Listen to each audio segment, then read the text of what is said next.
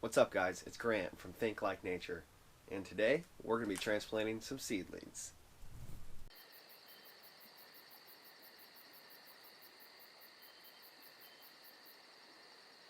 So we're in my no-till raised bed. This is a block of corn I planted a couple weeks ago, and this is the block we're about to plant. So this is a organic no-till bed. It's 12 foot long by 5 foot wide. This is a totally organic garden bed. I don't put any type of inorganic nutrients on this bed. I actually don't use any type of fungicides, herbicides, or chemical salt fertilizers on my property at all. I just don't really believe in that stuff. It's not really good for the earth, and it's not really good for you. If you think about where those chemicals came from, inorganic nitrates and phosphates, you would probably have an organic veggie bed like I do. What I do like to add, though, is organic nutrients. I'll use chicken manure to add a little extra nitrogen to the bed, which I actually did that. I added chicken manure here a couple weeks ago when I planted this first block in preparation to plant this other block. I also seeded the entire garden bed with a cover crop, which is just all this white clover that you see here.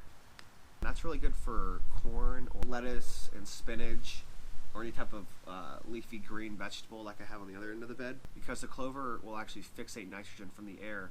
I was stumbling over my words here, but what I was trying to say was that linguams, which include the white clover, actually fixate nitrogen from the air into their roots and hold it in nodules that later, when the plant dies, are broken down by soil microbes and made ready available to other plants. So you're going to want to get your spacing here, and then let's get a hole going. So you're going to get your spacing, and then you're going to dig it out. Next, you're going to want to take one of your corn cells here, just kind of get it out of here. Be careful, because I messed up and let these sit in here too long. Just try to save those. And then what you can do is you can kind of like break this up, look for these long ones, and try to separate these roots. Just be careful not to rip or tear. Right? And then you just massage the bottom like this, kind of wiggle it. What I'm trying to do is make this two, but there's one plant.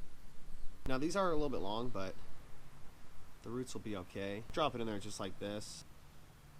You could trim the dead roots off, but I don't know, I found with corn that when I do that, it either is very slow to come back or it just doesn't really come back.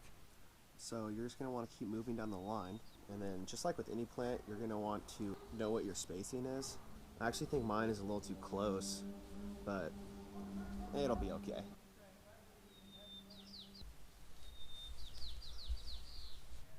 Where the hell did that guy come from?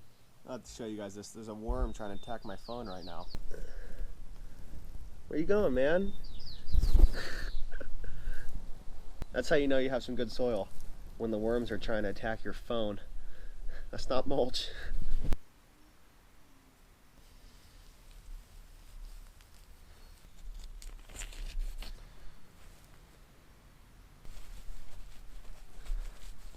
Okay, so you just got to remember to water them in, and you'll be good to go.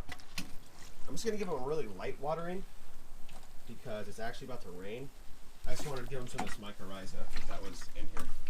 One thing I forgot to mention, when you guys do your transplant, just make sure to pick a day when it's a little bit overcast, not too sunny, or do in the evening like we did just now.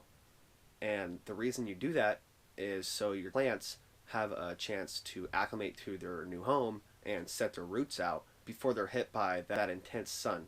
But that's it. If you liked the video, give me a like and subscribe if you want to learn more about organic gardening. Alright, until next time, guys, just remember, think like nature.